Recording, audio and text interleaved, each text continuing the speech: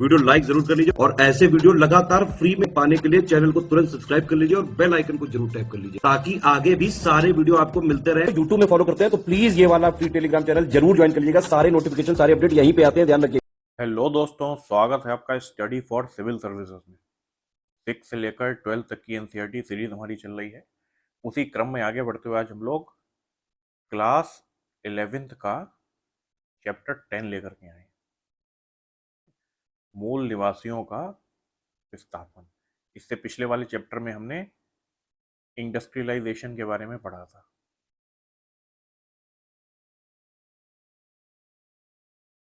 Industrial revolution के बारे में।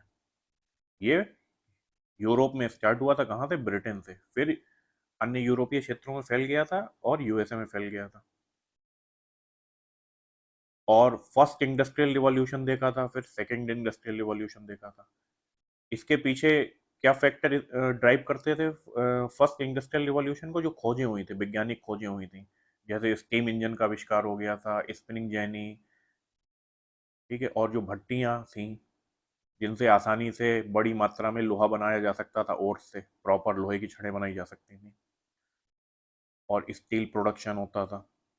फिर सेकंड इंडस्ट्रियल रिवॉल्यूशन होता है जब और ज़्यादा एफिशिएंट मशीन्स बन जाती हैं, एफिशिएंट मशीन्स और नए आविष्कार हो जाते हैं।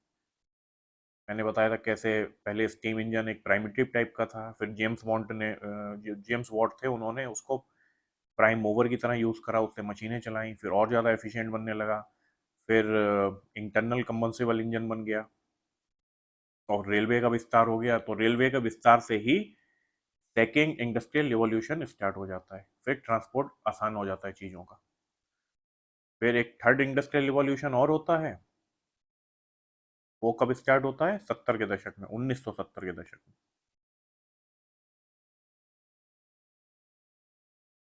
अब 2016 में एक टर्म और दी गई थी, फोर्थ इंडस्ट्रियल रिवॉल्यूशन। तो आज के दौर में हम फोर्थ इंडस्ट्रियल रिवॉल्यूशन में आ गए हैं, जहाँ पे एआई, आर्टिफिशियल इंटेलिजेंस, रोबोटिक्स और मशीन लर्निंग का दौर है ये।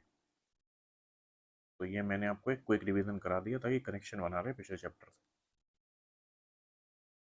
आज का जो हमारा चैप्टर है उसका नाम है डिस्प्लेसिंग इंडिजिनस पीपल, मूल निवासियों का विस्थापन। कहाँ के मूल निवासियों का विस्थापन? 2-3 चैप्टर पहले हमने एक चैप्टर पढ़ा था। 2-3 चैप्टर पहले वो आया था, क्या नाम था उसका? टकराव, विभिन्न संस्कृतियों के टकराव, confrontation between culture, between cultures. तो ये कौन से कन्फ्रंटेशन हुए थे? हमने उसमें देखा था कि जियोग्राफिकल खोजें होने लगी थी। जियोग्राफिकल खोजें मतलब अपने समुद्र के रास्ते से कोई लैंड खोजने की मतलब क्वेस्ट स्टार्ट हो चुकी थी। तो उसमें कोलंबस आते हैं और अपना अभियान चलाते हैं और फिर 15वीं शताब्दी के लास्ट में ये अमेरिकन कॉन्टिनेंट की खोज करते हैं। ये कैरेबियन सी है, वहाँ पे एक आइलैंड में पहुँचते हैं, वहाँ रुकते हैं, इनका स्वागत होता है। फिर ये और यूरोपियंस आने लगते हैं और ये फिर कहाँ कहाँ हो जाते हैं? मेक्सिको में फैल जाते हैं यूरोपियंस, पेरू में फैल जाते हैं और ब्राज़ील में फैल जाते हैं। यहाँ के रिसोर्सेस का दोहन करने लगते हैं, यहाँ के जो लोकल लोग होते हैं उनको डिस्प्लेस कर देते हैं। ठीक है, तो मेनली इन 3 जगह पे ये फैल जाते हैं। अब और आगे का समय आता है, 18वीं शताब्दी में ये सिलसिला और शुरू हो जाता है। फिर यूरोपियंस आने लगते हैं और अन्य जगह भी जाने लगते हैं और लैंड भी खोजे जा चुके थे, जैसे ऑस्ट्रेलिया खोजा जा चुका था। ठीक है, ऑस्ट्रेलिया खोजा जा चुका था, तो एक और लैंड उनको मिल गया था यूरोपियंस को कि यहाँ भी जाओ, यहाँ भी रिसोर्सेस का दोहन करो और यहाँ पे भी जो नेटिव्स रह रहे हैं उनको अपनी जगह से विस्थापित करो, डिस्प्लेस करो। ठीक है, और प्लस ये जो साउथ ईस्ट एशियन कंट्रीज है वहां पे और इंडिया में तो उपनिवेश बना ही लिया था ब्रिटेन ने। तो ऐसे ये अब दुनिया के हर कोने में फैलने लगे थे। तो अब 18वीं जो सेंचुरी है वहां से ये कहाँ फैलने लगे थे। एक तो जो ये साउथ अमेरिका था ये बहुत बड़ा था, अभी तक ये कहाँ कहाँ फैले थे, ब्राजील में, पेरू में, ठीक, और ब्राजील के अराउंड कुछ एरिया था वहां पे, और मेक्सिको में, सेंट्रल अमेरिका में देखें तो ये मेक्सिको में फैले थे। अभी इन्हें नॉर्थ अमेरिका के अन्य एरियाज में, जो उत्तरी अमेरिका है, और दक्षिण अमेरिका के, जो साउथ अमेरिका है, उसके बाकी के एरिया में फैलना था। ठीक है, तो ये 18वीं शताब्दी में ही आ जाते हैं। फिर अब यूएसए और कनाडा वाले रीजन में भी फैलने लगते हैं यूरोपियंस, और अफ्रीका में भी, और इधर एशिया में भी, और ऑस्ट्रेलिया में भी। तो हर कोने में ये जाने लगते हैं। वहां के जो नेटिव लोग होते हैं उनसे इनका कन्फ्रंटेशन होता है। वो कन्फ्रंटेशन हमने पहले पढ़ा भी था कैसे होता था। सांस्कृतिक टकराव होता था कल्चर्स में, भिन्नता की वजह से। फिर ये उन पे हावी हो जाते थे, उनको डिस्प्लेस कर देते थे अपनी जगह से। तो वही हमें इस चैप्टर में पढ़ना है कि डिस्प्लेसिंग इंडिजिनस पीपल, मूल निवासियों का विस्थापन कैसे हुआ था, कौन कौन लोग वहां रहते थे पहले। ऐसा था कि जैसे अमेरिका है, जब कोलंबस आया था तो यूरोपीय यूरोपीय जो कॉन्टिनेंट था यूरोपीय, तो वहां के लोगों को नहीं पता था कि कुछ ऐसा लैंड भी है जहाँ अमेरिका। वहां लोग तो पहले से रहते थे, बहुत सालों पहले से लोग रहते थे वहां पे, लेकिन यूरोपियंस को नहीं पता था। तो कोलंबस को ने खोजते हैं उसको, और फिर वहां के नेटिव जो होते हैं उनको डिस्प्लेस करना शुरू कर देते हैं और अपना वर्चस्व, प्रभुत्व स्थापित करना शुरू कर देते हैं।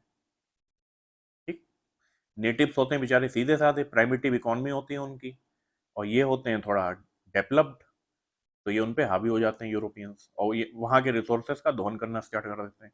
फिर धीरे धीरे बहुत सारे आने लगते हैं, जो ब्रिटेन में जिनको समस्या हो रही थी, जिनके पास लैंड नहीं था, तो वो यहाँ आने लगते हैं फॉर्च्यून की खोज में, कि यहाँ भाग्य बनाएंगे, चल के सस्ता लैंड ढूंढेंगे और वहीं अपना कुछ काम करेंगे, व्यापार करेंगे, या फिर अपना खेती करेंगे। तो ऐसे आने लगते हैं और इस एरिया को कॉलोनाइज करने लगते हैं, चाहे वो अमेरिका हो का हो, चाहे ऑस्ट्रेलिया का हो, और अन्य जो एरिया जहां जहां गए थे ये फॉर्च्यून की खोज में आने लगते हैं। अब आज के टाइम पे जो अमेरिका हम देखते हैं वो है क्या, बताइए। अमेरिका कोई रेस थोड़ी है। जो अमेरिका है वो रेस नहीं है, वो है एक नेशनलिटी। अमेरिकन जो हैं वो हैं तो यूरोपियंस ही सब। डिसेंडेंट किसके हैं? यूरोपियंस के, क्योंकि यूरोपियंस ने ही कॉलोनाइज करना शुरू करा था इसको, नेटिव को डिस्प्लेस करके, वहां पे जो नेटिव लोग होते थे। अब जैसे यूएसए है जिसकी बात कर रहे हैं अमेरिका की, चलिए संयुक्त राज्य अमेरिका, तो ये, इसको कॉलोनाइज कौन करना स्टार्ट कर दिया था? यूरोपियंस, 18वीं शताब्दी में के स्टार्ट से। तो वहां बहुत संख्या में आने लगे थे, धीरे धीरे बसने लगे थे, वहां पे जमीन खरीदने लगे थे और अपना काम करने लगे थे। ठीक, और ये स्लेब भी लाते थे अपने साथ। कहां से? अफ्रीका से। तो उनके बच्चे भी आज के टाइम पे वहीं बस गए। तो हम अमेरिका में देखेंगे, एक तो व्हाइट्स देखते हैं और एक ब्लैक्स देखते हैं। तो व्हाइट जो हैं वो कौन है? वो हैं यूरोपियंस डिसेंडेंट, जो यूरोपीय आए थे यहाँ पे, जब इसको उपनिवेश बनाया था तो वो वहीं पे रह गए। और जो ये अपने संग दास लाते थे, मतलब स्लेब्स, तो ये ब्लैक्स हैं, उनके डिसेंडेंट हैं। और बाकी कुछ नेटिव भी थे, नेटिव भी बचे रह गए होंगे वो भी। तो ये तीनों मिलके, नेटिव, व्हाइट्स और ब्लैक, ये तीनों मिलकर के अमेरिका बनाते हैं। बाद में कुछ चीनी माइग्रेशन भी हुआ था, चीनी लोग भी गए थे काम करने, लेबर, एज ए लेबर, तो वो भी कुछ घुल मिल गए। तो अमेरिका एक पर्टिकुलर रेस नहीं है, अमेरिका एक नेशनलिटी है। वहाँ तरह तरह के लोग हैं, अलग अलग रेस के। मेनली यूरोपियंस हैं जो वाइट हैं। वो कौन है एक्चुअल में? डिसेंडेंट हैं। अच्छा, रेस क्या होती है और नेशनलिटी क्या होती है? चलो इसमें अंतर स्पष्ट करता हूँ। रेस होती है कि जो लोग होते हैं उनको फिजिकल फीचर के आधार पे आप ग्रुप्स में डिवाइड कर दो, फिजिकल फीचर के आधार पे, केवल और केवल फिजिकल फीचर, कदकाठी, शक्ल सूरत के आधार पे। तो उसको बोलते हैं रेस। तो जैसे यूरोप के लोग हैं वो एक अलग रेस हैं, वो है वाइट, अपने आप को वाइट बोलते हैं वो, और बहुत सुपीरियर मानते थे जब ये उपनिवेशवाद फैल रहा था।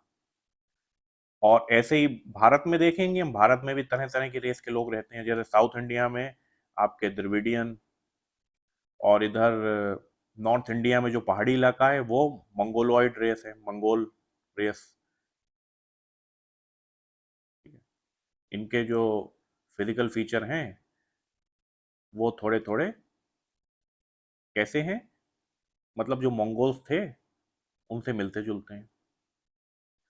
और आर्यंस, और एक कौन सी है रेस, एक है नेग्रिटोस, ये केरला के कुछ एरिया में लोकलाइज्ड है।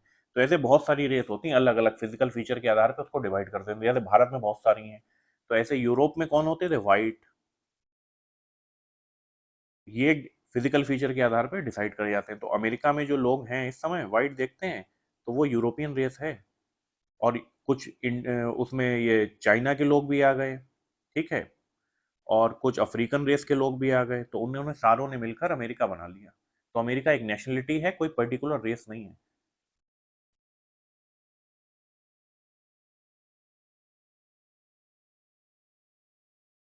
चलिए अब पढ़ते हैं और देखते हैं क्या क्या कंटेंट है हमारे चैप्टर में इसमें जो हमें पढ़ना है। इससे पहले आगे बढ़े, मैं आपको कुछ जानकारी देना चाहूँगा। स्टडी फॉर सिविल सर्विसेज के पेड कोर्सेज अवेलेबल हैं। अगर आप इंटरेस्टेड हैं तो इन दिए गए नंबर्स पे संपर्क कर सकते हैं। ये हैं एग्जाम्स जिसके लिए कोर्स अवेल कराता है स्टडी फॉर सिविल सर्विसेज। और सैकड़ों हजारों बच्चे हैं जो सिलेक्शन ले चुके हैं। और ये है स्टडी फॉर सिविल सर्विसेज के सोशल मीडिया प्लेटफॉर्म, इनको जाकर के आप ज्वाइन कर लीजिए, स्पेशली टेलीग्राम को। कनेक्टेड रहेंगे स्टडी फॉर सिविल सर्विसेज। मूल निवासी इंडिजिनस पीपल,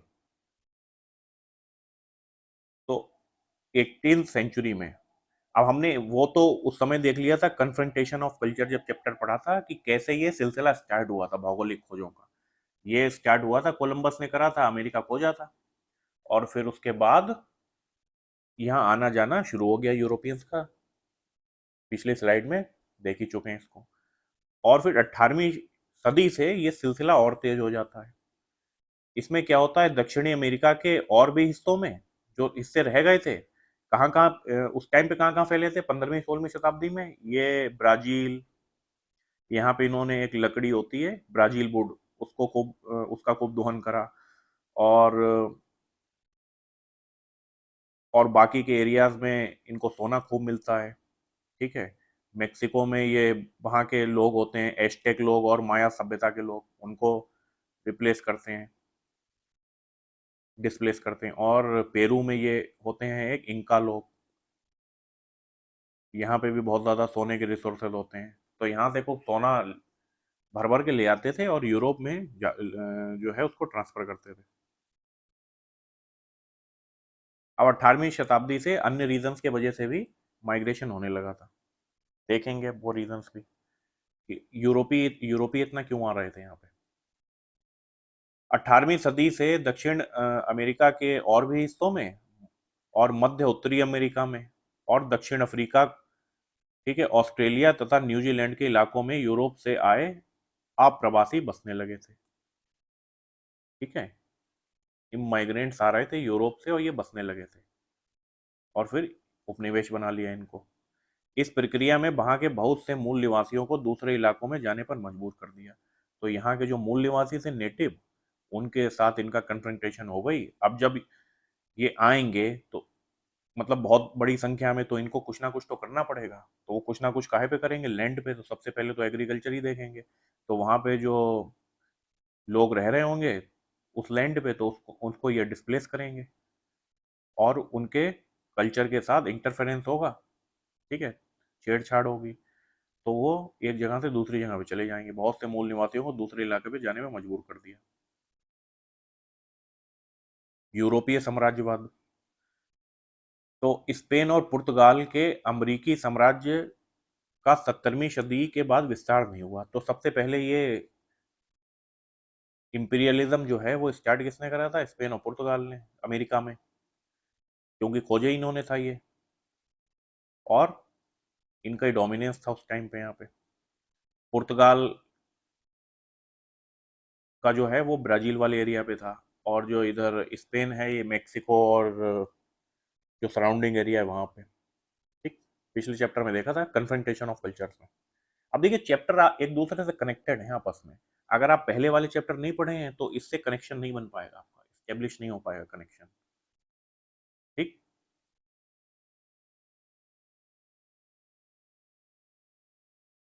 अब 17वीं सदी के बाद विस्तार नहीं होता है, जो था एरिया वही रहता है। अब वो क्या होता है, नई पावर्स इमर्ज हो जाती हैं। कौन? फ्रांस, हॉलैंड, इंग्लैंड जैसे दूसरे देश अपनी व्यापारिक गतिविधियों का विस्तार करना और अमेरिका, अफ्रीका तथा एशिया में अपने उपनिवेश बसाना शुरू कर देते हैं। तब 18वीं शताब्दी के स्टार्ट में, 18 सेंचुरी की बिगनिंग में उपनिवेश बनाना और अपनी व्यापारिक गतिविधियों को बढ़ाना स्टार्ट कर देते हैं। दक्षिण एशिया में व्यापारिक कंपनियों ने अपने को राजनीतिक सत्ता का रूप दिया। दक्षिण एशिया में भारत भी आता है, साउथ एशिया में। ठीक है, तो इन्होंने वहां पे व्यापारिक कंपनियों ने राजनीतिक सत्ता का रूप दिया। तो अब ये तो हम भारत में पढ़ ही चुके हैं कैसे राजनीतिक सत्ता का रूप दिया था। पहले ये आए थे व्यापार करने, फिर ये लोकल पॉलिटिक्स में इन्वॉल्व होने लगे, फिर फ्रांस के संग इनकी लड़ाई हुई, फ्रांस भी आ गया था और ये भी आ गए थे, दोनों में पावर के लिए लड़ाई हुई, दोनों एक दूसरे के विरोधी थे और दोनों डोमिनेंस कम करना चाहते थे। तो कार्नेटिक वॉर्स होते हैं, तो उसमें लोकल रूलर्स की मदद से एक दूसरे के खिलाफ ये लड़ते हैं। कौन? कार्नेटिक वॉर्स में। लेकिन फाइनली कुछ कारणों की वजह से फ्रांस जो है हार जाता है। स्टार्टिंग में तो डोमिनेट करता है लेकिन बाद में ये हार जाता है, जो भी कार्नेटिक वॉर्स होते हैं। और ये इंग्लैंड जो है, ब्रिटेन जो है, एक डोमिनेंट पावर के रूप में उभरता है इंडिया में। फिर ये जो इधर दीवानी राइट प्राप्त कर लेता है बंगाल के, ठीक है, बंगाल उड़ीसा के। फिर इसका रेवेन्यू सोर्स भी हो जाता है इंडिया ही में। पहले क्या करता था कि ये ब्रिटेन से सोना लाता था, फिर उससे ये व्यापार करता था। मतलब व्यापार क्या, चीजें खरीदता था, यूरोप में बेचता था ब्रिटेन कंपनी, मतलब इनकी ईआईसी जो थी। अब इनका रेवेन्यू सोर्स भी हो जाता है, फिर इनको लग जाता है चस्का, फिर ये पूरे भारत में पॉलिटिकली डोमिनेंट होना चाहते हैं और धीरे धीरे अपना शासन बढ़ा देते हैं। जो लोकल रूलर्स हैं उनकी स्टेट को हड़पना शुरू कर देते हैं। और ये हम ब्रिटिश इंडियन हिस्ट्री में पढ़ते ही हैं, जो मॉडर्न हिस्ट्री पढ़ते हैं भारत की, कैसे ये नीतियां बनाते हैं। कौन सी? Doctrine of lapse, subsidiary alliance.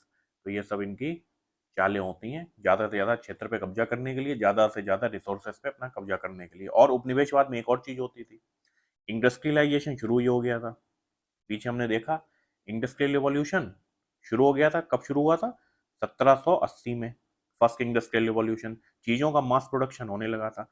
अब उपनिवेशों में ये रिसोर्स तो ढूंढते ही थे अपने, कि उपनिवेश जो होंगे वहां पे हम रिसोर्स हमको मिलेंगे। जैसे भारत में कपास मिलेगा, ठीक है, मसाले मिलेंगे, और अमेरिका में सोना मिलेगा, चांदी मिलेगा, मिनरल्स ओर्स मिलेंगे। ठीक है, तो ये तो चीज होती थी। अब इंडस्ट्रियल रिवॉल्यूशन के बाद ये उपनिवेशों को इन्होंने मार्केट के रूप में भी देखना शुरू कर दिया, कि भाई हम इतना माल प्रोड्यूस कर रहे हैं, बेचेंगे तो कहीं। तो अब उपनिवेश मार्केट भी बन गए थे इनका।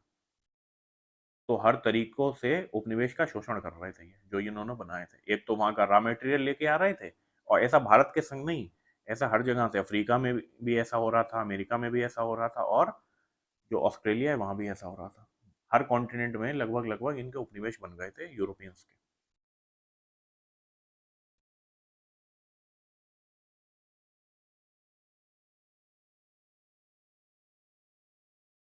ठीक है, तो ये दक्षिण एशिया की बात हो गई। दक्षिणी अफ्रीका को छोड़कर शेष पूरे अफ्रीका में यूरोपियन लोग जो हैं समुद्र तटों पर ही व्यापार करते रहे। तो स्टार्टिंग में जब ये अफ्रीका पहुंचे तो ये समुद्र तटों पे रहे, अंदर नहीं गए। अंदर वाली ट्राइब से कुछ ऐसा कारण रहा होगा कि ट्राइब्स जो होंगी वो जो इनका आगमन है उसका विरोध करा होगा ट्राइब्स ने, तो इन्हें डर के मारे गए नहीं होंगे। फिर 19वीं सदी के आखिर दौर में, जो 19 सेंचुरी के लास्ट में, ये लोग हिम्मत कर पाते हैं आगे बढ़ने की। मतलब अभी तक तो तटों तटों पे थे, फिर ये अंदर जो रीजन होते हैं, क्षेत्र, उसमें आगे बढ़ने की हिम्मत कर पाते हैं। इसके बाद कुछ यूरोपीय मुल्कों के बीच अपने उपनिवेशों के रूप में अफ्रीका का बंटवारा करने का समझौता होता है। तो अब जो ये व्यापार कर रहे थे पहले तटों पे, और 19वीं सदी के लास्ट में ये अंदर वाले एरिया में बढ़ जाते हैं, तो अभी पूरा जो अफ्रीका है वहां फैल जाते हैं ये लोग। अब कैसे डिवीजन करें, बड़ा है कॉन्टिनेंट, अलग अलग यूरोपियंस पावर है वहां पे, उपनिवेशी अपनी शक्ति स्टेब्लिश करना चाहती हैं, उपनिवेश बनाना चाहती हैं। तो इनमें कुछ ट्रीटी समझौता होता है कि अफ्रीका जो है ये कॉन्टिनेंट, ठीक है, ये कॉन्टिनेंट अफ्रीका है, तो इसको ये डिवाइड कर लेते हैं, मैप में डिवाइड कर लेते हैं। तो आप देखेंगे अफ्रीका में जो इधर नॉर्थ वाला रीजन है वहां पे बड़ा, मतलब बहुत लाइन का डिवीजन है, लाइन से। जैसे देशों में ऐसा मतलब डिवीजन होता नहीं, इतना फाइन डिवीजन। जैसे इंडिया है, ये देखिए, मतलब ऐसे ऐसे, ठीक है, ये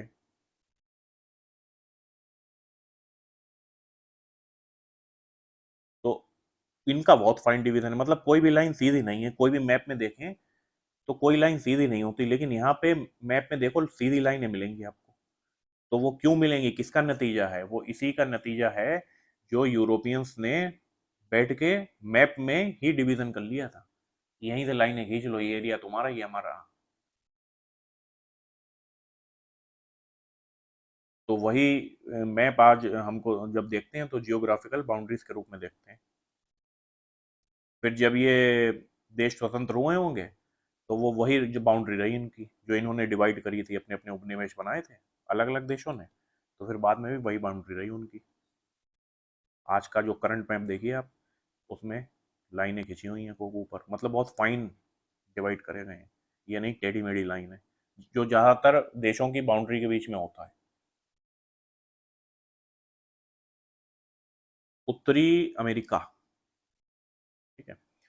अब जो अमेरिका है वो, वहाँ दो कॉन्टिनेंट है, एक तो नॉर्थ अमेरिका है और एक है साउथ अमेरिका। और दोनों कनेक्टेड हैं किससे, इस्थीमस के द्वारा। इस्थीमस क्या होती है, एक लैंड की सकरी पट्टी होती है, नैरो लैंड। तो वो दो बड़े लैंड मास को कनेक्ट करता है। तो इसको भी इस्थीमस कनेक्ट करती है, इस्थीमस ऑफ पनामा बोलते हैं इसको, इस्थीमस ऑफ पनामा। अब इसका एक्सटेंशन देख लेते हैं, किसका, नॉर्थ अमेरिका का। कौन से तीन देश महत्वपूर्ण है यहाँ पे सबसे। वो कन्फ्रंटेशन ऑफ कल्चर वाला चैप्टर जो था उसमें हमने मैप भी देखा था इसका। तो सबसे ऊपर आता है कनाडा, फिर बीच में आता है अमेरिका, यूएसए जिसको बोलते हैं, और सबसे नीचे आता है मेक्सिको,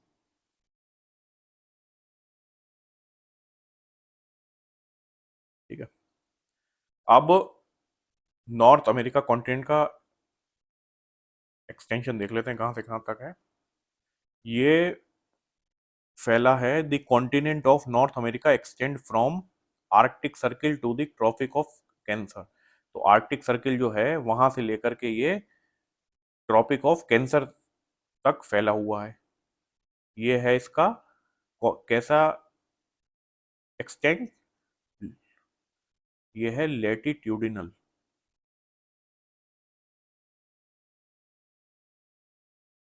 जैसे ये अर्थ होती है, ये होते हैं लेटिट्यूड, ठीक है।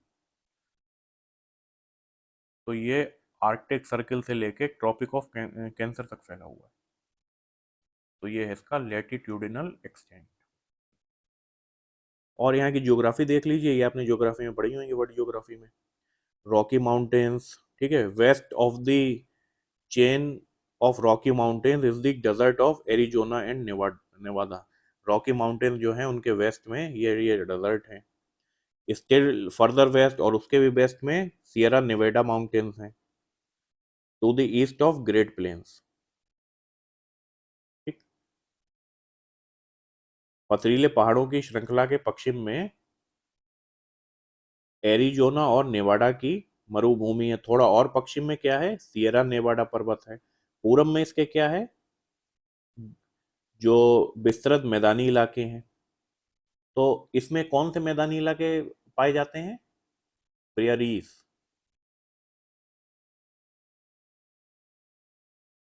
ठीक है, प्रेयरीज।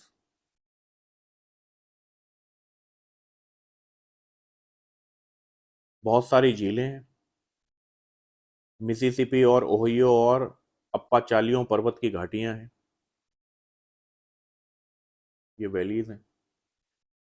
दक्षिण दिशा में क्या है, मैक्सिको है। तो सबसे नीचे मतलब सबसे नॉर्थ में क्या है, कनाडा। फिर उसके नीचे उसके साउथ में यूएसए, फिर उसके साउथ में ये है मैक्सिको, और फिर उसके साउथ में खत्म हो जाता है कॉन्टिनेंट। फिर शुरू हो जाता है क्या, सेंट्रल अमेरिका के कुछ एरिया हैं जो उसमें ग्वाटामेला आता है, पनामा आता है। फिर शुरू हो जाता है साउथ अमेरिका। साउथ अमेरिका में बहुत सारे देश हैं। कौन कौन थे, Brazil, Ecuador, Peru, Chile, Argentina, है ना, कंबोडिया, बहुत सारे हैं।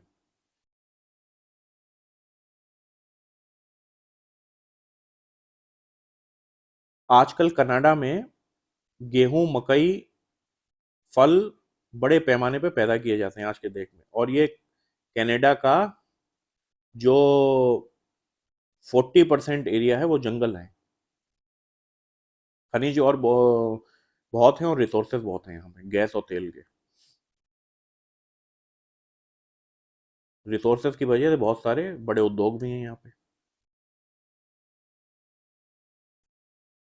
खनन उद्योग और बड़े पैमाने की खेती का विस्तार पिछले 200 सालों में ही यूरोप, अफ्रीका और चीन के अप्रवासियों के हाथों हुआ है।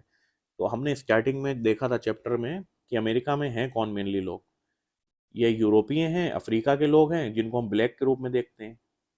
अब तो बराबर के अधिकार मिल गए इनको, स्टार्टिंग में नहीं थे बराबर के अधिकार ब्लैक्स को। और यूरोप के कौन लोग हैं जो ये वाइट के रूप में देखते हैं, जो मेन पॉपुलेशन है यहाँ की, मोस्ट पॉपुलेशन जो वाइट है। और कुछ चीन के लोग भी हैं प्रवासी, ये आए, ये भी लेबर के रूप में आए थे अपना काम ढूंढने। फिर बाद में रोक लगा दी गई थी इन पे, इनके माइग्रेशन पे, चीनियों के। यूरोपियंस ही आ सकते थे। यही ऑस्ट्रेलिया में भी करा गया था, माइग्रेशन पे रोक लगा दी गई थी। तो कुछ जो आ गए वो आ गए, फिर बाद में रोक लगा दी गई थी। तो चीनी बहुत लिमिटेड संख्या में है। ज़्यादातर कौन है, यूरोपीय और अफ्रीका आए थे बेचारे स्लेब के रूप में, तो उनके डिसेंडेंट जो हैं वही।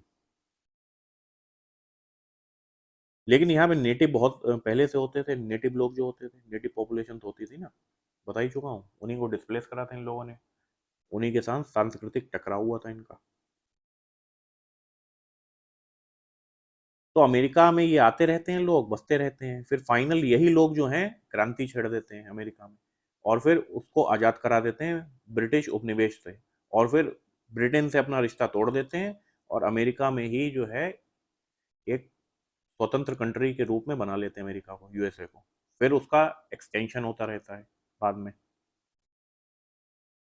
ठीक, जैसे अलास्का वाला रीजन था, वो पहले पार्ट नहीं था किसका, यूएस का, वो रशिया से खरीदा, तो ये खरीद लेता है एरिया अपने, रशिया से, फ्रांस से।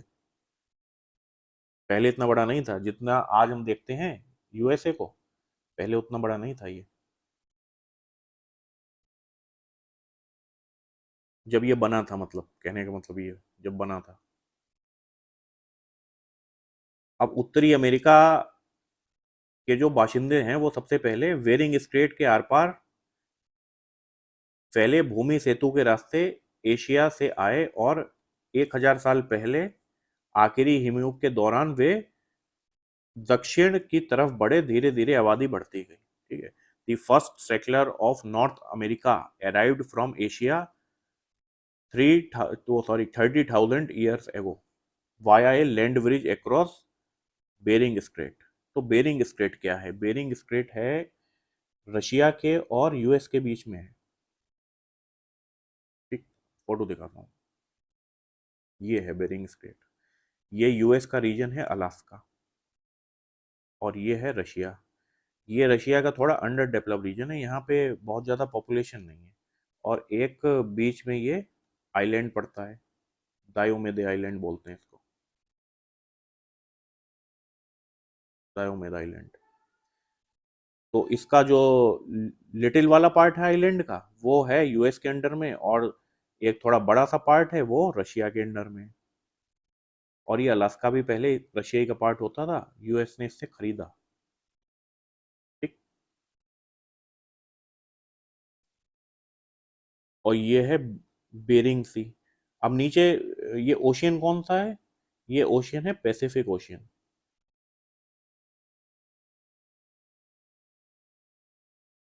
और ये ऊपर है आर्कटिक। तो अगर ये क्वेश्चन आ जाए, जियोग्राफी का क्वेश्चन है कि बेरिंग स्ट्रेट किसको डिवाइड करती है, अभी बताऊंगा स्ट्रेट क्या होती है, पता ही होगा आपको, जिनको नहीं पता होगा उनको बता देता हूँ क्योंकि हम लोग बिल्कुल बेसिक से चल रहे हैं। तो ये बेरिंग स्ट्रेट किसको डिवाइड करती है? आर्कटिक ओशियन और पैसिफिक ओशियन को। अब ये बेरिंग सी जो देख रहे हैं, ओशियन होता है एक बड़ा महासागर, इसी में छोटे छोटे सागर होते हैं, तो इसी को बेरिंग सी बोला गया है। तो ये पूरा तो पैसिफिक ओशियन है, उसी का ये arounding surrounding region Bering Strait के वो बेरिंग सी के नाम से जाना जाता है। और इसके ऊपर क्या है? Arctic ocean. तो आर्कटिक ओशियन और पैसिफिक ओशियन को कनेक्ट करता है, ये डिवाइड क्या करता है? कनेक्ट करता है, क्योंकि स्टेट कनेक्ट करने का काम करती हैं। जलयोजी बोलते हैं इनको, स्टेट को हिंदी में। जलयोजी मतलब दो बड़ी वाटर बॉडीज को जो छोटी वाटर बॉडी कनेक्ट करती है उसको जल योजी बोलते हैं, स्टेट बोलते हैं। तो ये दो बड़े ओशियन हैं, इसको एक छोटी सी बॉर्डर बॉडी कनेक्ट कर रही है जो दो लैंड के बीच में है, जिसको स्टेट बोलते हैं। और ये अब इसी का लैंड काउंटर पार्ट क्या होता है? वो होता है स्थिमस। ठीक। दो बड़ी वाटर बॉडी को एक छोटी वाटर बॉडी कनेक्ट कर रही हो तो इसको बोलेंगे स्ट्रेट, मतलब नैरो वाटर बॉडी। और इसका लैंड काउंटर पार्ट कि दो बड़े लैंड हैं, उनको कोई लैंड कनेक्ट कर रहा है, मतलब लैंड की पट्टी कनेक्ट कर रही है छोटी सी, इसको बोलेंगे स्थिमस। यहाँ दो सी को वाटर बॉडी कनेक्ट कर रही है, उसको स्ट्रेट बोलेंगे। और दो लैंड को एक लैंड ही कनेक्ट कर रहा है छोटा सा नैरो, तो इसको स्थिमस बोलेंगे। ये हमने देख ही लिया था, स्थिमस ऑफ पनामा, जो किसको कनेक्ट करता है? नॉर्थ अमेरिका और साउथ अमेरिका को। बहुत छोटी सी एक ये सकरी सी पट्टी है लैंड की। सेम ये स्ट्रेट होता है, सकरी सी पट्टी होती है पानी की, जो दो बड़े महासागरों को कनेक्ट करती है। महासागर कहें या सागर कहें, मतलब बड़ी वाटर बॉडीज जो होती हैं उनको कनेक्ट करती है। अब रशिया के हम ईस्ट में चले जाए ना, अब रशिया से यूएस जाने के दो रास्ते हैं। एक तो चले जाओ रशिया से पहले यूरोप जाओ, फिर पूरा अटलांटिक ओशियन क्रॉस करो, और फिर आप पहुंचोगे कहाँ? यूएसए, या मतलब वही अमेरिका कॉन्टिनेंट में। ये तो यूएसए का ही पार्ट है, अलास्का। और एक रास्ता और है कि रशिया से पहले तो मतलब वेस्ट में जाओ, वेस्ट में जाओगे तो क्या पड़ेगा? पूरा मतलब यूरोप की कंट्रीज पड़ेंगी जो मेडिटेरेनियन सी के ऊपर हैं, फिर पूरा अटलांटिक ओशियन क्रॉस करो, और उसको क्रॉस करके जो कोलंबस ने करा था वो पहुंचो आप फिर कहाँ? यही क्या बोलते हैं इसको, अमेरिका, सॉरी। और एक रास्ता ये है कि ईस्ट में चलते चले जाओ, चलते चले जाओ, रशिया का जो फार ईस्ट रीजन है बिल्कुल ईस्ट में, उसको क्रॉस करो, और जरा सी दूरी पे पहुंच जाओ यूएस, जो अलास्का है।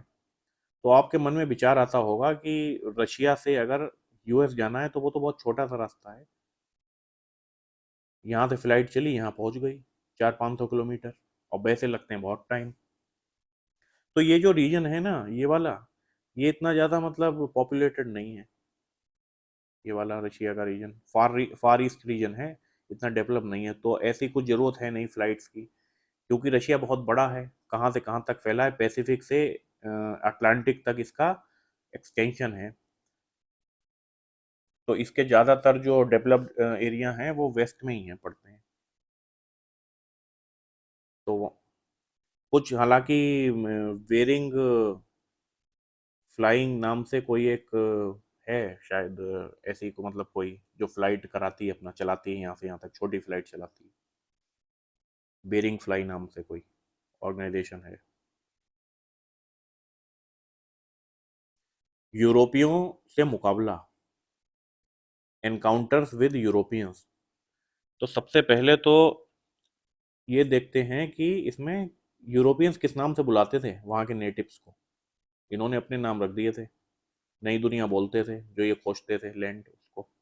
तो वहाँ पे नेटिव जो होते थे तो उनको ये नाम, उनके ग्रुप को नाम दे के बुलाते थे, मतलब जो भी रेस होती थी वहाँ पे, रेस या एथनिक ग्रुप जो होते थे।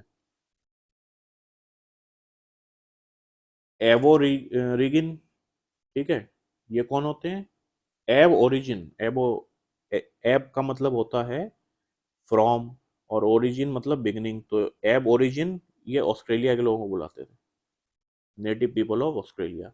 एब ओरिजिनल ये बुलाते थे वही अमेरिकन कॉन्टिनेंट के और कैरेबियन सी के लोगों को। कैरेबियन सी में जो आइलैंड थे वहां पे जो लोग रहते थे। और फर्स्ट नेशंस पीपल, ये the organised native group recognised by Canadian government. तो ये कैनेडियन गवर्नमेंट, मतलब जब कनाडा एक देश के रूप में पिक्चर में आया था तो उसने कोई ये ग्रुप रिकॉग्नाइज करा था। तो एक एक्ट था 1876 में, उसने बैंड टर्म का यूज करा था, लेकिन 1980 में ये नेशंस यूज करा गया, द नेशंस पीपल, इन लोगों के लिए। इंडिजिनस पीपल ये मतलब एक बहुत कॉमन टर्म है। इंडिजिनस में मतलब वही लोकल निवासी, मूल निवासी जो होते हैं। इसका मतलब होता है people belonging naturally to a place. Native American, the indigenous people of America. Red Indian, ये तो जो है ब्राउन इनका कॉम्प्लेक्शन होता है, और ये वही लैंड है whose land Columbus mistook for India. जो ये कैरेबियन सी है ना, वहाँ पे जो आइलैंड है तो उनके लोगों को कहा जाता है, क्योंकि वहीं पे आया था कोलंबस। कोलंबस समझा था कि हम पूरी धरती का चक्कर लगा दिया हमने गोल गोल, पहुंच गए कहाँ? ये इंडिया। अब ये कोलंबस कैसे पहुंचता है इंडिया में, और क्या काम करता जो पहुंच पाता? वो अटलांटिक ओशियन उसने क्रॉस करा, ये पहुंच गया इधर यूएस। ठीक है, यूएस मतलब नॉर्थ अमेरिका। पहुंचा तो कहाँ था वो? कैरेबियन सी में। फिर थोड़ा और इधर जाता वेस्ट में तो आ जाता ये यूएस, और या कहें तो नॉर्थ अमेरिका। यूएस पार्ट तो नॉर्थ अमेरिका ही का है।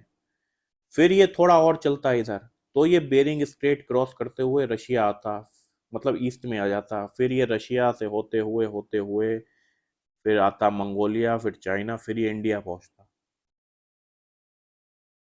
तो ये आता है ईस्ट में।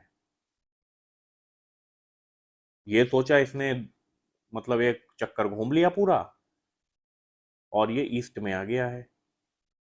लेकिन ये पहुंच कहाँ गया था? ये अमेरिका।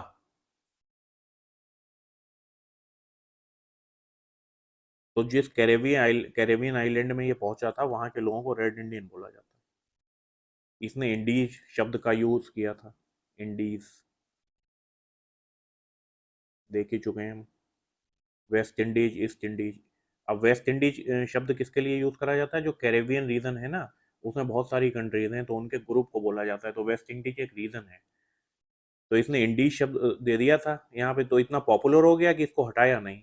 तो फिर ईस्ट इंडीज अलग कर दिया गया ईस्ट के लोगों के लिए, और यहाँ के लोगों के लिए वेस्ट इंडीज बोलने लगे, क्योंकि इंडीज बहुत कॉमन हो गया था, जबकि इनका कोई मतलब नहीं है ईस्ट से, इंडीज। लेकिन बोलने लगे इनको इंडीज, क्योंकि ये धोखे से नाम पड़ गया था, मिस्टेक से।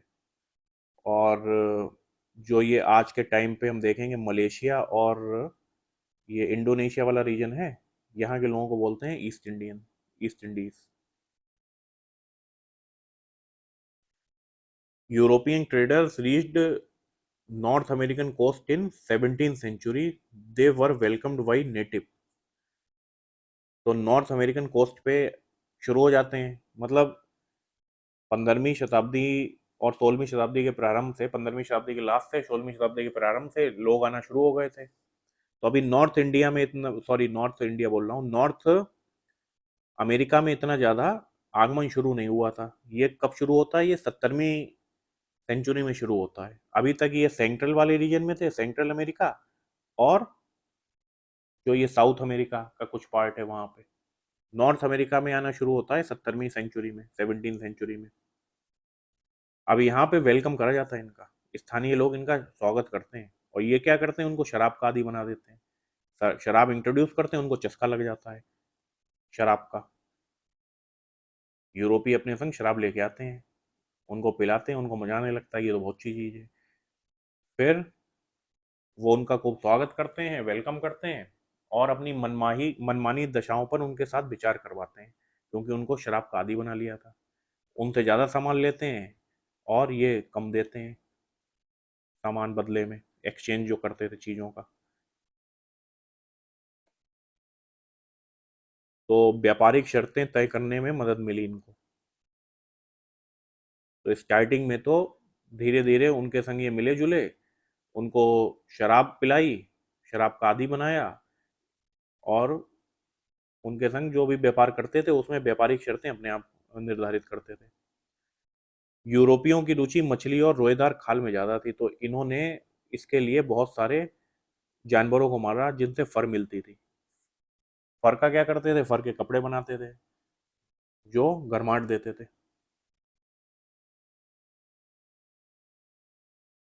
जो नेटिव है वो धीरे धीरे समझ गए थे ये ग्रीडी हैं, लालची हैं, और ये दोहन करना चाहते हैं हमारे रिसोर्सेस का, हमारे जानवरों का। तो इन्होंने बाद में धीरे धीरे फिर इनको ग्रीडी बोलना शुरू कर दिया। उनकी जो फोक टेल्स थी, जो उनकी कथाएं थी, धोखेबाज कहना शुरू कर दिया यूरोपियंस को। उन्हें यूरोप के बाजारों का कोई अंदाजा नहीं था। उनकी चीजों के बदले में कभी तो बहुत सारा सामान दे देते थे, कभी बहुत कम।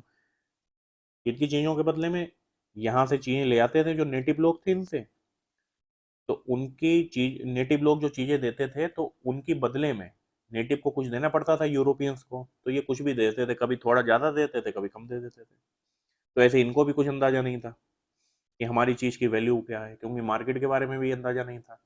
तो ये क्या करते थे, इन्हें अपनी चीज की वैल्यू नहीं पता थी, जो नेटिव्स थे, तो ये ज्यादा चीज भी दे देते थे। फिर धीरे धीरे समझ में आने लगा था लालची हैं, तो लालच देख के दुखी हो गए थे। रोएदार खाल हासिल करने के लिए सैकड़ों ऊद बिलावों को मारा। ये एक प्रकार का जानवर होता है जिसको वीवर बोलते हैं। तो इससे बहुत आहत हुए थे नेटिव, क्योंकि ये जानवर और प्रकृति को कंजर्व करते थे। तो उन्हें डर था कि जानवर इस विध्वंस का बदला जरूर लेंगे। यूरोपियंस धीरे धीरे वहां संख्या में बढ़ गए और बसने के लिए जंगल साफ करे। तो पहले तो आए थे, थोड़े बहुत व्यापार करने लगे, फिर धीरे धीरे बसने लगे। और उसके बाद हम अगली स्लाइड में और भी कारण देखेंगे कि और क्यों आने लगे थे, व्यापार के बाद भी बसने के लिए क्यों आने लगे। तो चलिए अब उससे पहले देखते हैं कनाडा, यूएसए।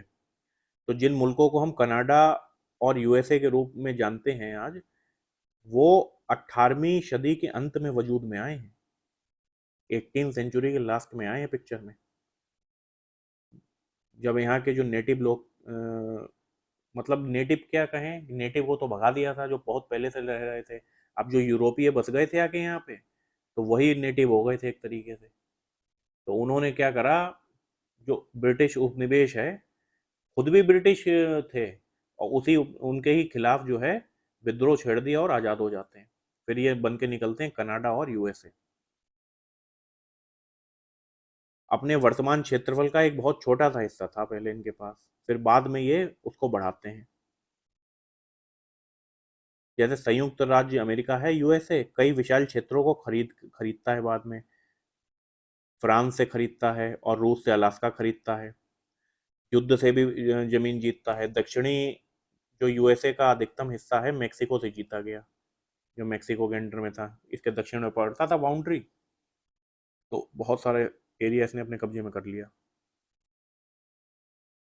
ओके। जो संयुक्त राष्ट्र अमेरिका की पश्चिमी सरहद खिसकती रही, जैसे जैसे ये खिसकती जाती थी, मूल निवासी भी पीछे खिसकने के लिए बाध्य होते जाते थे,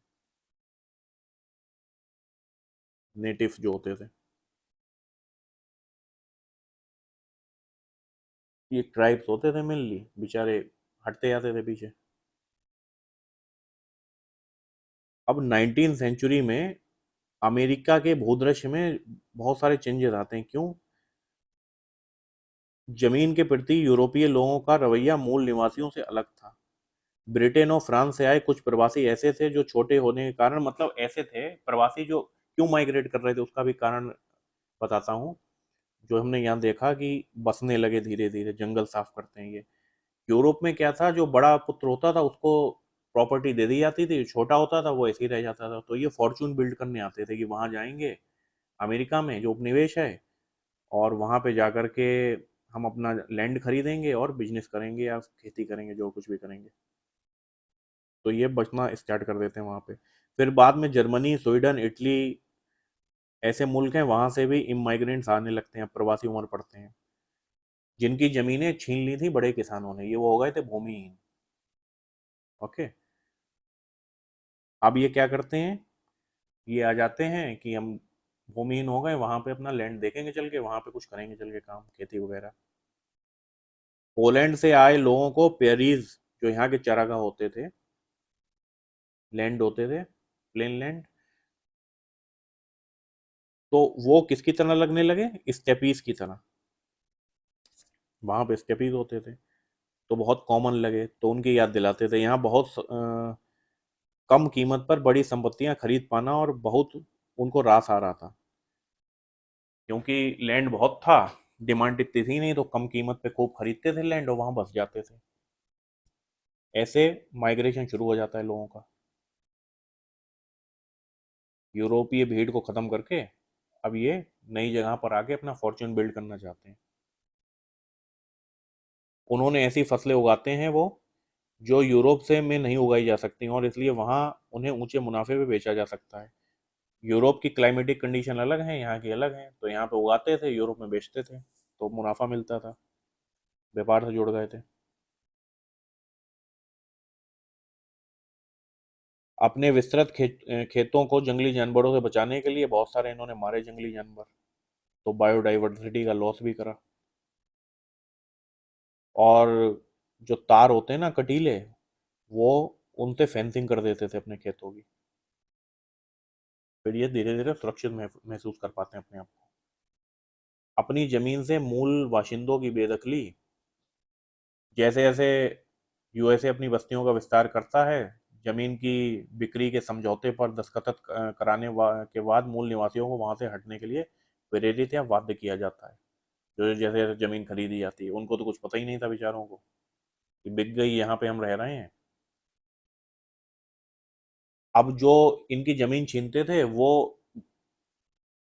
जस्टिफाई इसको कैसे करते थे, वो उचित इस ऐसे ठहराते थे क्योंकि मूल निवासी जो हैं, नेटिव जो हैं, जमीन का उपयोग करना नहीं जानते हैं, इसलिए उनके कब्जे में नहीं रहनी चाहिए। इसमें बहुत पावर है, इसका सही से उपयोग कैसे हो ये नहीं जानते हैं। तो ये पश्चिम की ओर ढकेलते जा रहे थे मूल निवासियों को। यूएसए की फौज 1865 से 1890 के बीच विद्रोह की एक पूरी श्रृंखला का दमन करती है।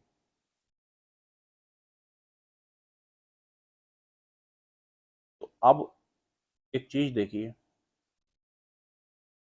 ये यूरोपियंस आना शुरू हो गए थे, हमने देखा ही कैसे, सॉरी, ये कोलंबस के टाइम से। फिर स्पेन का और पुर्तगाल का वर्चस्व हो जाता है खत्म। अब इंग्लैंड, हॉलैंड और फ्रांस जैसे देश जो हैं, ये अपनी व्यापारिक गतिविधियां बढ़ाते हैं और माइग्रेशन शुरू करते हैं अपनी जो व्यापारिक कंपनियां हैं इनकी। तो ये अमेरिका पहुंचती हैं, फिर उनके पीछे पीछे और भी यूरोपियंस पहुंचते हैं। फिर फाइनली धीरे धीरे क्या होता है, इतनी ज़्यादा पॉपुलेशन उनकी बढ़ जाती है वहाँ पे, तो ये फाइनल एक देश के रूप में अमेरिका का जन्म होता है, अमेरिका का या कनाडा का। और ये कब होता है, 18वीं शताब्दी के लास्ट में। ठीक। लेकिन अभी भी नेटिव जो थे, उनकी कंडीशन सही नहीं थी। देश बन चुका था, लेकिन वहां के नेटिव जो थे वो भगाए जा रहे थे, जैसे तैसे करके एक जगह से दूसरी जगह जाते थे। अब पहले तो देश भी नहीं था, अब तो संगठित देश भी बन चुका था, तब भी नेटिव्स के लिए कुछ नहीं करा जा रहा था। फिर बाद में कानून आते हैं कुछ, वो देखेंगे हम।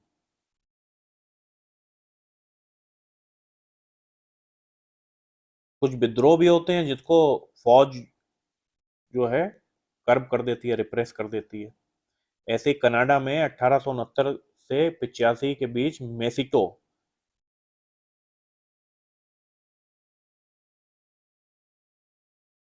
ये सशस्त्र विद्रोह हुए, लेकिन इन लड़ाइयों के बाद उन्होंने हार मान ली। ठीक है, ये एक डिसेंडेंट होते हैं यूरोपियन मूल निवासियों के, मेटिस।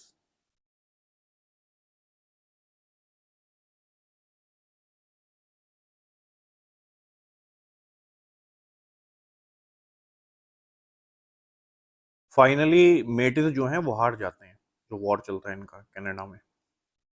अब ये एक चीज देखिए मेटिसों के लिए लिखी है यहाँ पे, यूरोपीय मूल निवासियों के वंशज। तो इसका मतलब क्या है? मूल निवासी यूरोपियंस कब थे? यूरोपियंस तो आए थे यहाँ पे, ठीक है, उन्होंने मूल निवासियों को विस्थापित करा था। तो ये मेटिसों को नेटिव क्यों बोला गया फिर? तो देखिए अब सोचिए ये क्यों ऐसा लिखा गया है। तो देखिए कनाडा में हमने अभी देखा था कि जो नेटिव पहचाने गए थे उनको बोला था फर्स्ट नेशन। ठीक है, तो जब यूरोपियंस यहाँ आए थे तो इनकी विमेन जो होती होंगी इन इस कम्युनिटी की, उनसे यूरोपियंस के संबंध बने होंगे, तो उनसे जो मिक्स्ड एंसेस्ट्री के बच्चे निकले तो उनको मेटिस बोला गया। तो ये मेटिस बोला गया इनके लिए, यूरोपीय मूल निवासियों के वंशज।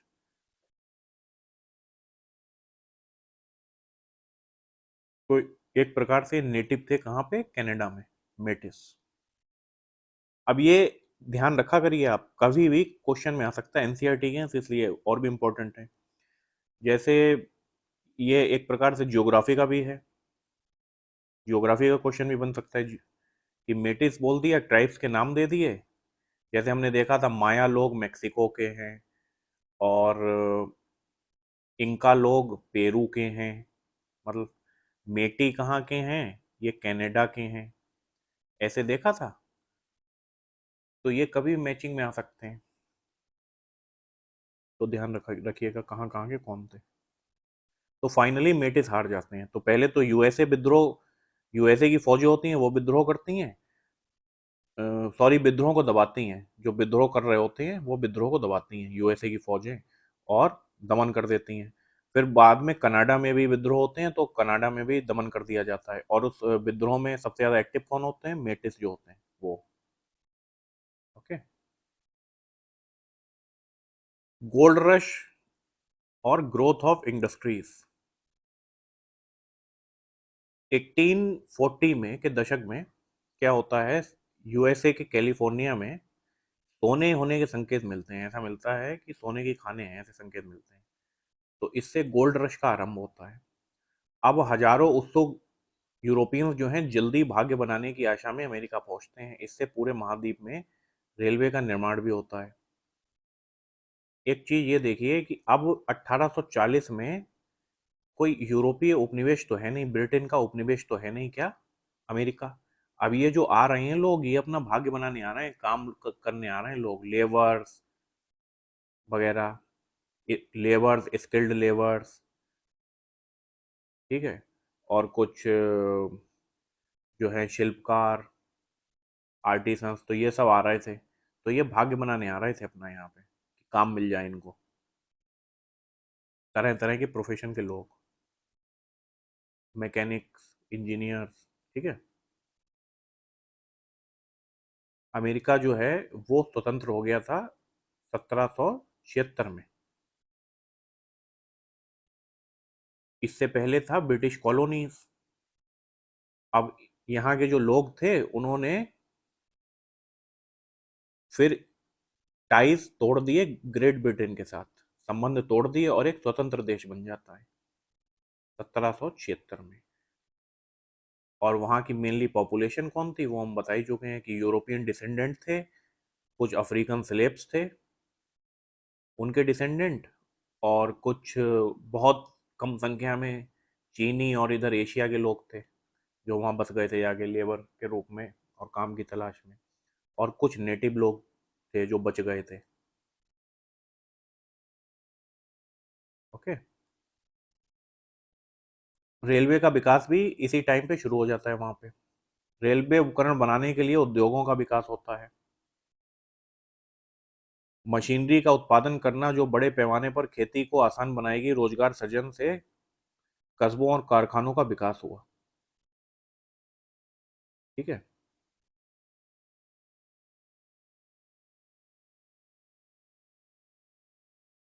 तो मशीनों के प्रयोग से क्या हुआ, खेती थोड़ी सुगम बन गई और रोजगारों से कस्बों और कारखानों का विकास हुआ। और ये लोग आ ही रहे थे यूरोप से काम की तलाश में। तो अब 1807 में यूएसए एक अविकसित अर्थव्यवस्था थी, अंडर डेवलप। अंडर डेवलप अर्थव्यवस्था किसको बोलते हैं? जहाँ पे प्रॉपर रिसोर्सेज नहीं होते, लोगों की पर कैपिटा इनकम बहुत कम होती है और बहुत सारे लोगों का लाइफ स्टाइल जो होता है वो बहुत बेकार होता है, प्रॉपर न्यूट्रिशन नहीं मिल पाता, प्रॉपर फूड नहीं मिल पाता, तो उसको बोल सकते हैं अविकसित। आज के टाइम पे अफ्रीका के देश देखें जैसे, तो वहाँ पे देखने को मिलती है अविकसित अर्थव्यवस्था, जैसे युगांडा हो गया, ठीक है, ऐसे देश, ब्रूनी हो गया, बुरुंडी, सॉरी, ब्रूनी तो इधर है साउथ ईस्ट एशिया में।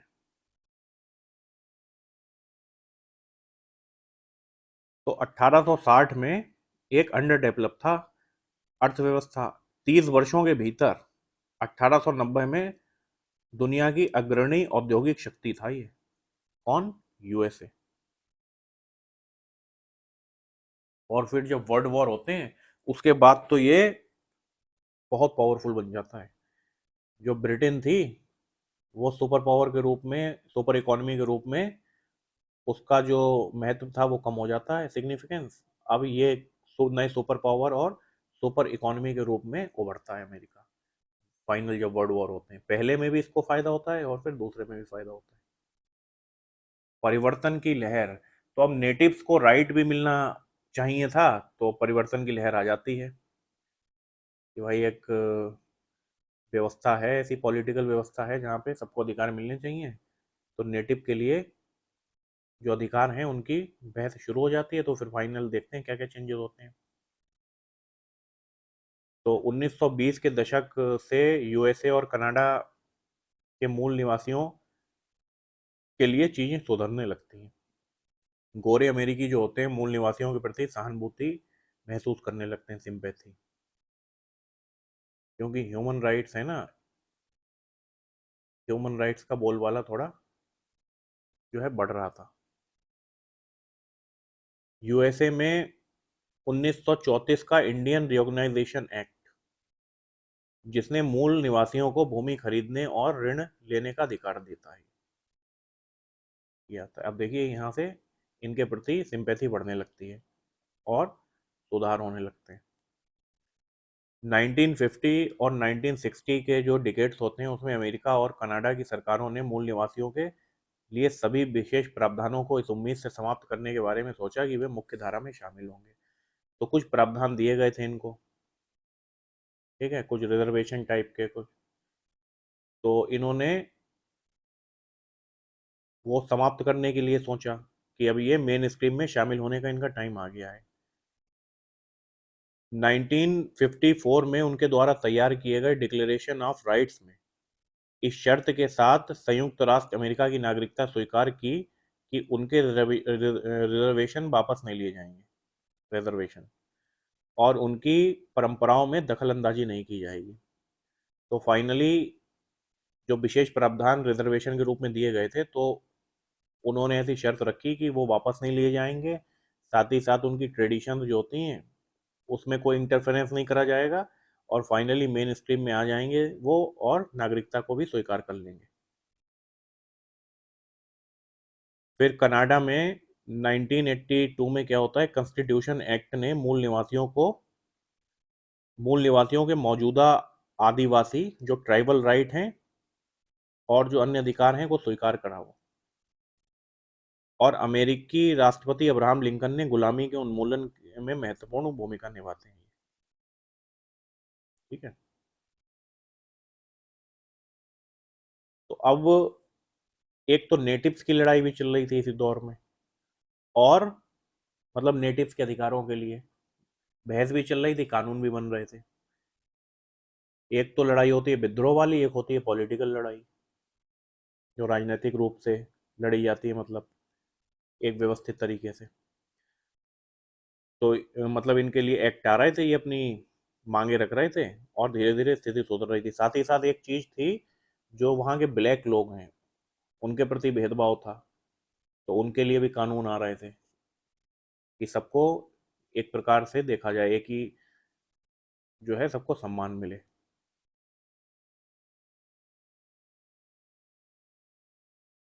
अब ये दिए गया था एक पिक्चर, वो मैंने एनसीईआरटी से लेकर डाल दिया। तो इसमें उपनिवेश के लोग बताए गए हैं और उनकी कंडीशन बताई गई है। जो औपनिवेशिक सरकार थी उनके संग संबंध, तो ब्रिटिश राज के अधीन भारतीय कैसे थे, मनमाने ढंग से कर लगाए गए थे इन पे, बिल्कुल सही बात है।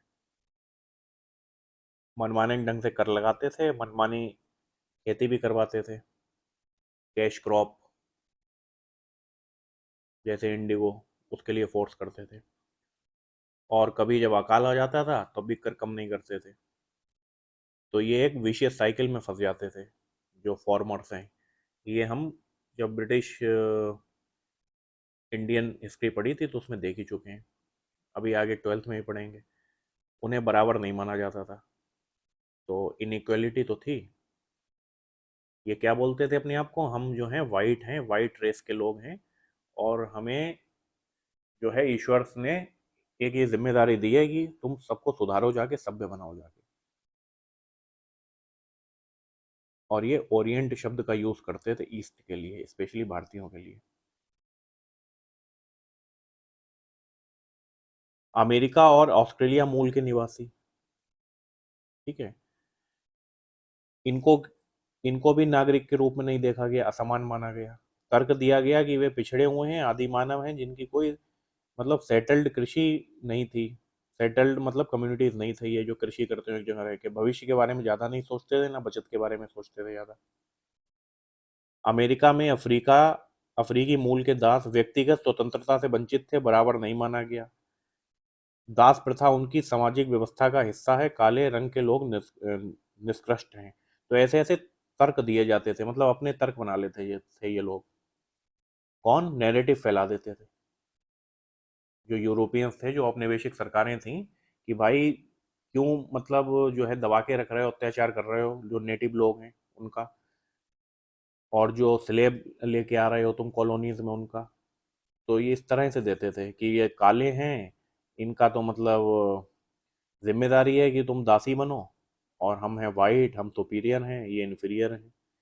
यही ऐसा भारतीयों के लिए कहते थे ये लोग, कि हम वाइट हैं, हमारी जिम्मेदारी है इनको जो है सभ्य बनाना।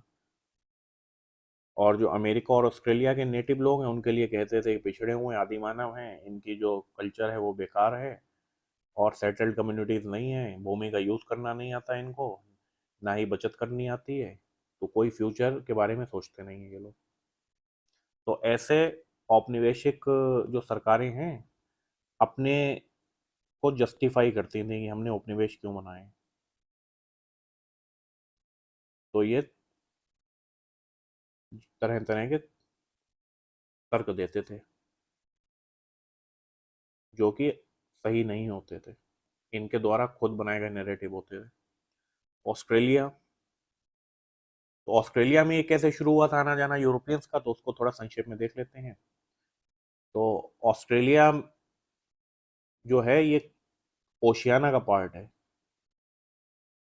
ऑस्ट्रेलिया एक कॉन्टिनेंट है, और वो रीजन है, वहाँ पे कई कंट्रीज हैं, ऑस्ट्रेलिया है, न्यूजीलैंड है, और न्यू गिनिया है, ठीक, ये सब आपस में पास ही पास में है। तो वहाँ उस रीजन को ओशियाना कहते हैं। तो शुरुआत के जो लोग थे यहाँ पे, जिनको क्या बुलाया था, एवो रिगनीस या एब ओरिजिन्स, अलग अलग देखें करके, तो एब ओरिजिन्स, ठीक है। 40,000 साल पहले यहाँ पे आना स्टार्ट हुए थे। कहाँ से आए थे ये न्यू गिनिया से आए थे। कोई लैंड ब्रिज होगा वहां से जो कनेक्ट करता होगा दोनों को, तो वहां से ये आ गए। 18वीं शताब्दी के आखिरी दौर में ऑस्ट्रेलिया में मूल निवासियों के 350 से 750 तक समुदाय थे, अलग अलग कम्युनिटीज थी इनकी। 2005 में कुल मिलाकर ऑस्ट्रेलिया की आबादी का 2.4% हिस्सा थे।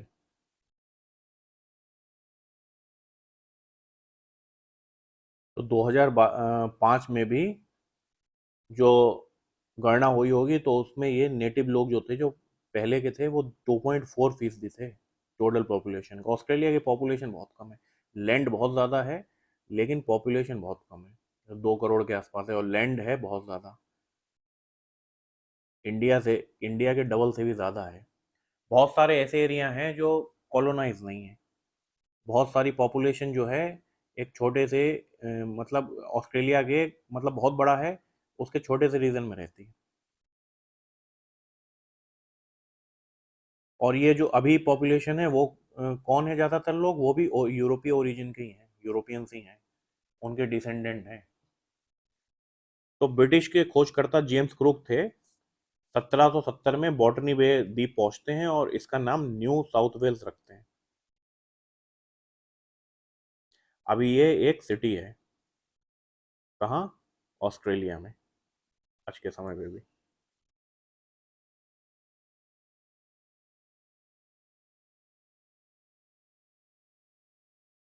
तो ये देखिए कि story of relationship between European settlers and indigenous people. European settlers जो आए थे जब ये खोजा गया 1770 में, इनको एक और लैंड मिल गया कि यहाँ भी रिसोर्सेस हैं, यहाँ भी चलो इसको उपनिवेश बनाओ चल के, और वहाँ पे भी सेटल हो चल के। तो the story of relationship between European settlers and indigenous people and the land in Australia parallels the story of north and south America in many ways. तो ये कुछ कुछ उसी तरह की घटनाएं थी जो वहाँ पे हुई थी। वहाँ भी सेटलर्स आए, नेटिव पीपल थे, उनका कन्फ्रंटेशन हुआ, फिर उनको डिस्प्लेस करा, वहाँ को भी डोमिनेट कर गए, बहुत सारी पॉपुलेशन आगे जो है रहने लगी कहाँ पे, अमेरिका में। सेम ऑस्ट्रेलिया में भी ऐसा हुआ था। यहाँ पे भी इन्होंने खोजा, फिर रास्ता मिल गया वहाँ पे आने का, और धीरे धीरे धीरे धीरे आते रहे आते रहे आते रहे, और फिर उसको भर दिया यूरोपियंस ने। ज्यादातर जो थे निर्वासित होके आए थे, एक्साइल्ड फ्रॉम इंग्लैंड। तो जो जिनको कारावास हो जाता था उनको भेज दिया जाता था इस शर्त पे कि लौट के नहीं आएंगे वापस, और ये वहीं के हो जाते थे ऑस्ट्रेलिया के। तो ये यूरोपियन मूल के ही थे, यूरोपियन रेस के लोग थे। अभी भी जो ऑस्ट्रेलिया है वो मेनली कौन है, वो यही लोग हैं, यूरोपियंस ही, मेनली ब्रिटेन। अपने क्षेत्र में इतने भिन्न इस इलाके में किसी तरह से बिना सहारे के रहने के लिए उनको कुछ ना कुछ तो करना ही पड़ता था, तो कृषि की तरफ ही उनका रुख हुआ। तो वहाँ के मूल निवासी थे, उनको बाहर निकाल दिया क्षेत्र से, और कुछ को एज ए स्लेब भी बना लिया अपना। फिर चीनी अप्रवासी जो थे, इमाइग्रेंट, वो अमेरिका भी गए थे।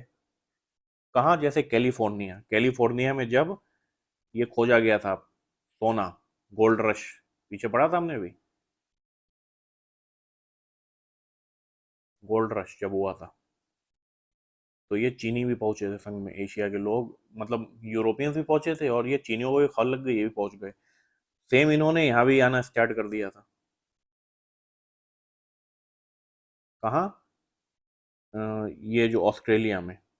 लेकिन गैर गोरों की बढ़ती हुई निर्भरता से एक घबराहट होती है, एंजाइटी के चलते दोनों देशों की सरकारों ने चीनी जो इमाइग्रेंट्स थे उनके आगमन पर प्रतिबंध लगा दिया।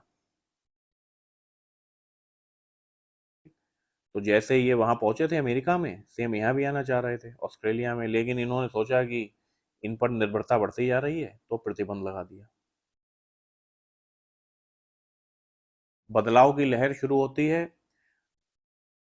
अब हमने ये तो देख लिया कि खोजा कब गया था, 1770 में, और फिर धीरे धीरे यूरोपियन सेटलर्स थे वहां पे आते गए, बसते गए, और चाइनीज भी आ रहे थे। तो फिर फाइनली एक कानून ला करके उनकी एंट्री को रोक दिया गया। अब देखिए ये चेंजेस हो रहे थे धीरे धीरे, तो खूब सेटलर्स आने लगे थे। फिर फाइनली ऑस्ट्रेलिया एक मतलब अपनी एक गवर्नमेंट की नीड हो गई थी वहां पे।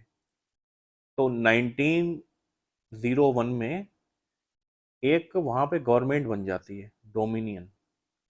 मतलब गवर्नमेंट तो बन गई है लेकिन प्रभुत्व अभी भी ग्रेट ब्रिटेन का है इस पे।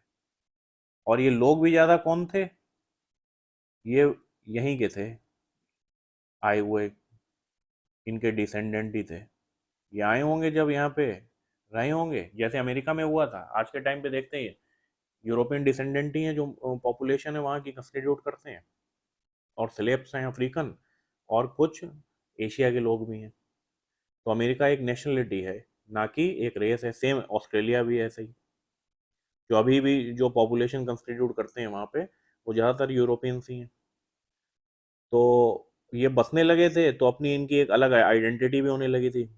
ब्रिटेन से मतलब तो रह नहीं गया था, तो वहाँ पे फिर एक डोमिनियन बन जाता है, मतलब एक गवर्नमेंट बन जाती है। फिर और चेंजेस आते हैं, फिर फाइनली रिपब्लिक बन जाता है ऑस्ट्रेलिया।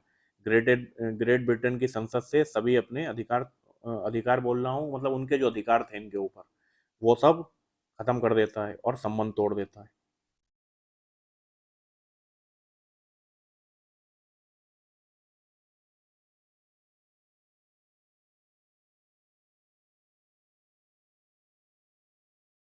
तो ये बदलाव की लहर आती है।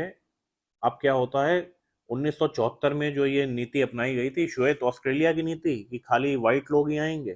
चाइना के लोग आ रहे थे तो उनको अ, उनके पर रोक लगा दी गई थी, तो वो खत्म कर दी गई यहाँ 1974 में। तब से ऑस्ट्रेलिया में एक बहुसंस्कृतिवाद आधिकारिक नीति रही, जिसने देशी संस्कृतियों और यूरोप और एशिया के अप्रवासियों की विभिन्न संस्कृतियों को समान सम्मान देते हैं। 1992 में ऑस्ट्रेलिया का जो सुप्रीम कोर्ट होता है ने 1870 से पहले भूमि के मूल दावों को मान्यता दी।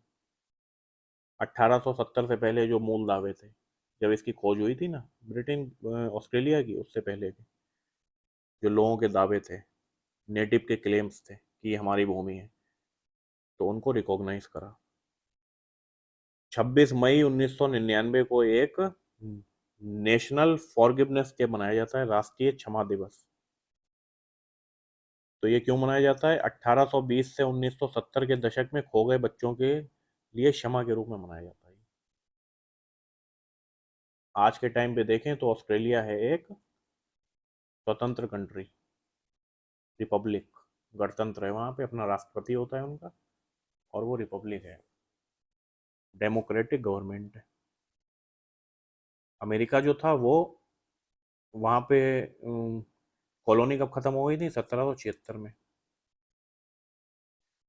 ऑस्ट्रेलिया में तो अभी बहुत दिनों तक ब्रिटेन का जो था वहाँ पे संसद से संबंध जुड़े रहे थे, लेकिन अब फाइनली रिपब्लिक बन गया है और गवर्नमेंट बन गई थी 1901 में।